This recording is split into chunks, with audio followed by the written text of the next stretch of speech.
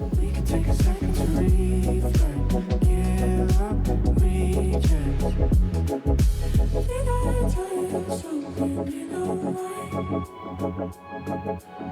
don't wanna stay in the place now just to decide. Can't go anywhere falling from great heights.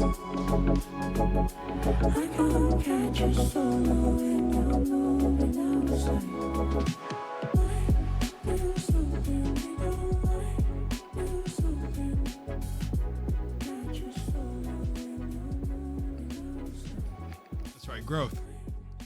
Growth. I've grown a lot. I've grown a lot in this journey of 7 years. I've realized that, yeah, nothing's really happened to you outside of your mind, but at the same time, don't be afraid to lay down boundaries or walk away from situations that aren't serving you. It's not like you have to be completely like, just feeling like everything is the whole thing is just don't lie to yourself. Don't lie to yourself. Follow your heart and shift your mindset. And that's the growth. The growth comes when you can wake up and look at yourself and be like, man, no one is to blame but me for creating the things I've created. And that's what I always say. That's why I said, like, I knew who would end up, leaving my life and doing things like that. And I still put myself in them situations. Why? Because I had to shed. I had to shed what I thought I was to reach who I am. It's very true. I needed the people who were going to challenge the shadow. They were going to challenge the shadow. And that is growth. From the dirt. I had to be in the dirt. All my seeds had to be in the dirt before I could sprout and brood up to the ground and grow into this tree, this beautiful tree. It's just how this whole thing works. Your mind is a garden, you plant the seeds. You start planting them when you become aware of where you are. That was me. That was all of us. That's any ascended master. It is what it is. You just start putting in higher keys and higher keys and higher keys. And your body starts doing things that you didn't think it could do. And this isn't just like I'm telling you to try. I'm telling you to go ahead and try. You don't have to get triggered at people leaving you. You don't have to, like, those moments will draw out parts of you that are still in the body. You'll feel like, oh damn, this person left, that sucks.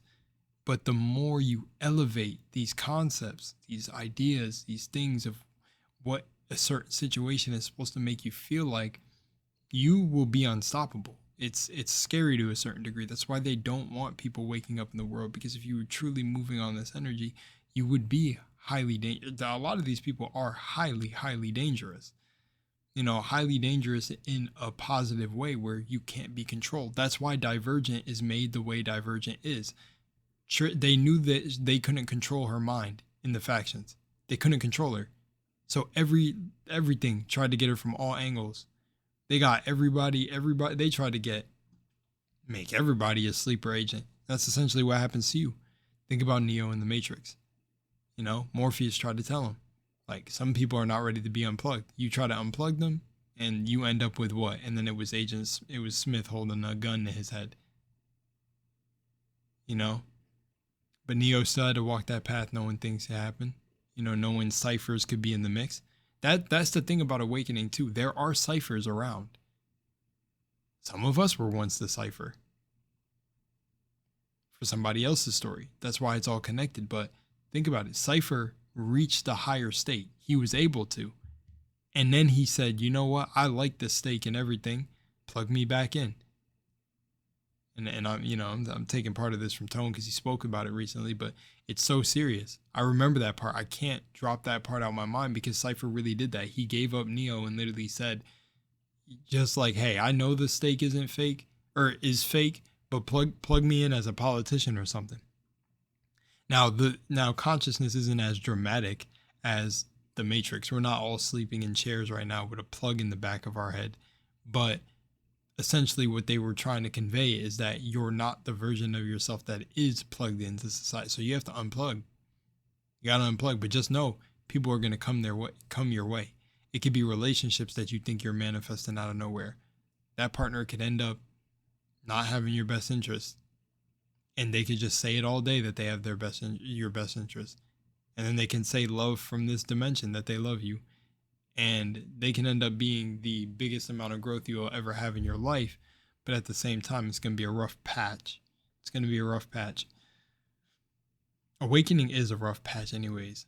Growth is uncomfortable anyways. When you see when you see like a time lapse of a plant coming out of the ground and growing up into a root, if there's any time lapses of trees, it's almost like this yawning in a sense. Like, you know, when you wake up and yawn sometimes and your body's just yawn and you just shake it out and it feels really good at the end, but it's like, it feels like this forced kind of like expansion and release. That's what it's like. That's what growth is. This expansion and release. Release, not being attached to this expansion. And that expansion, you feel it. You feel it when you really start to level up your mind. You feel it. You feel yourself expanding. Your feelers extend into everything. This is actually something that David, or if y'all know him as Elmer Locker Jr., he said in one of his videos. All you do is extend your feelers. Because creation is finished. It's all in your mind. So you extend your feelers into your mind in the reality you want to experience. Well, what can we replace feelers with? Extending your feelers. Roots. Root your consciousness in a new way of thinking. That's it. It's that simple. It's that simple. To manifest the Honda Civic that I manifested. And I manifested stuff after that, but I'm just talking about that one because it's the funnest one to talk about because of how I controlled the delusion. I wrote it down every day in my book. I combined scripting and visualization. Every time I would walk out on my porch, and even with my mom there, I would say, do you see her? Do you see my black Honda Civic sitting there? Until there was an actual black Honda Civic sitting there. This shit would sound like magic to some people. Some people will just turn it away and be like, oh yeah, you're out of your mind. Or okay. But what was the logical sequence of events that led up? Yeah, no, see, and that's why people don't really want to experience God. They don't want to experience themselves. It's just not true. It's like when your light starts shining, they'd rather dim that light so you can stay with them. That's why Jesus said in the Bible, don't back off me, Satan. And Peter, I love bringing this up again, Tone. This is who I learned it for because I didn't find the Bible quote in the Bible myself. But the reason Peter and him were familiar with each other, but they didn't know each other anymore, is because Jesus took off the consciousness. And Peter was just trying to protect them, but in a lower state. He was like, no, I'm just trying to stop them from hurting you. And he's looking at Peter like, nah, get off me. Because that consciousness would keep you stuck here. Because I even said it, man. I even said it when I told my story of when I got pepper sprayed and didn't feel anything. There were certain people like, yo, you got to get away from that person right now. And I said, what? Back up, Satan. I'm laughing because the Bible makes it sound so extreme. And then when people follow it to heart, like, we must follow our Lord and Savior, Jesus Christ. Bro, he was saying become Christ-like. You're the Christ consciousness. Become it. Become so heavenly minded that the earthen consciousness just rolls off of you. That's really what it is. I know happiness is my internal state, man. It's the garden. I've made the Eden of my mind. Like, I've made paradise, Shangri-La, a forest. It's funny, when I was meditating, when I actually manifested a huge sum of money back then, that's where I would go. I would start with a very intense meditation of going to this bonfire. And I had this cool shaman that would sit there in my imagination with a like Crash Bandicoot mask. Like, you know, the mask that he puts on that's like Budoka, and it's on his mask. And I think they're like the masks of chaos. I can't remember. I don't remember. But I would have like this shaman sitting there with this big like furry version of that headdress. And he was like this lengthy black creature, and he would sit by the campfire. Every time I would meditate, we would just talk like we left off from a conversation from before, which, if you know about your imagination in the astral plane, that's a real realm that I created that I'm going to, that I made a safe space where that entity is probably existing on its own. I could close my eyes and go right to it now. I haven't done it in like 2 years, but that's what I was doing at first to master my mind, because it's your imagination. You need to do what works for you and it'll work. You know, people are going so outside of themselves, but the growth is within you. It's your garden. You know, you're not going to have another farmer from the outside come to your garden and put, that sounds so odd, put his seed in your garden. But that's what it is. It would tamper with the process of you having a solo awakening journey. That's why a lot of people can't lead a horse to water and make it drink. You just can't. No matter to any degree. Bro, somebody can listen to you and just straight up say, yeah, I get what you're saying. Oh yeah, I understand. It's that simple. Bro, no, they don't get what you're saying. You can literally be talking to someone and they can understand you to 80% and still miss the whole thing you're saying. It doesn't matter. Because that's how the logic works. That's how the mind works. Your mind immediately starts shifting as information comes into it to rationalize it into your understanding. It's like that's what it does. So to get to the divine state, you got to take that shit off. That's not a divine mind. You got to take it off. And you realize you become everything and nothing and nothing. Like truthfully, you're the garden. The garden is you. Your mind is the garden. Your mind is this beautiful tapestry of neural networks that some of them, people have realized get opened with certain psychedelics. That's why certain people go on psychedelic trips or ayahuasca trips. You permanently open new neural pathways. It expands you. It shit will have your life turn all the way around. But you can do it naturally by looking at the stuff you get frustrated in your life at right now, looking at frustration or where you're maybe being too happy, too excited over here. It's just the evaluation of self. You're judging yourself. So as you see those things, you go, maybe I just don't want to react to this. This doesn't even feel like me. Oh, that's a shift. You're doing the alchemy.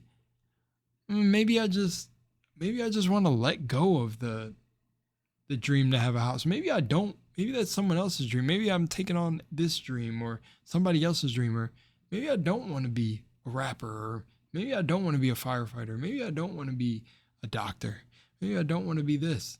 Maybe that was given to me, programmed to me, and I'm chasing it because I feel like it is me, but it's not. Because there's a deeper me in the heart that's really trying to get me to, hey, pay attention. But my mind's been so fixated on status and this and how I'm going to look and blah, blah, blah, blah, blah, blah. And it's like, that's not growth. No matter what. That's why it's very funny to think when people like all right, so I'm going to say it like this. Success is growth to a degree, but pay attention to this. There will never be any amount of success that amounts to the success of yourself. And the reason being is you notice that go watch any NDE channel, and the people who didn't have NDEs had to experience it in a natural way or come to some experience like myself. But go to any NDE channel. Those motherfuckers will tell you they were knocked out their body and experienced love that this world wouldn't even be able to comprehend. It would damn near divide the world's consciousness if the love could just be dropped on everyone at a time. It's a play. It's a divine play of love where we're all doing different things for different reasons. And some people unplug from the play and go, wow, it's a play. Some people are still in there like, man, I got to get this money. I got to go do that. But then when you connect back to the kingdom, all that stuff comes, but people don't see it. How can I walk around worshiping God? You already are worshiping God. You're worshiping a different one though. Everything is energy. And that's growth. And that's all the growth I've had over the years, man. I've realized it. I know I was going to make this little series that I'm doing based kind of more personally on me and what I've experienced, but this kind of really is what I've experienced. My challenges and things to overcome were a little bit different because I was never materialistic to begin with. So the growth that I had to get through were things like, I took on other people's actions because I looked the same as them and I had judgment. Like, why would these certain people, do these acts and make themselves look like that or look a certain way and blah, blah, blah. So I had like a judgment thing. Then there was another time where all I seen was like kind of doom and gloom. I was worried. My grandma said I was a worrying baby, when I popped out. It's like I already knew I was back here, life 700, which, I know now, but yeah, like it. So, the things I had to work on were slightly different and that's it. Everybody's journey is going to be nuanced, because another thing I had to work on too, which wasn't a bad thing to work on, but just my bluntness and sarcasm was in a different way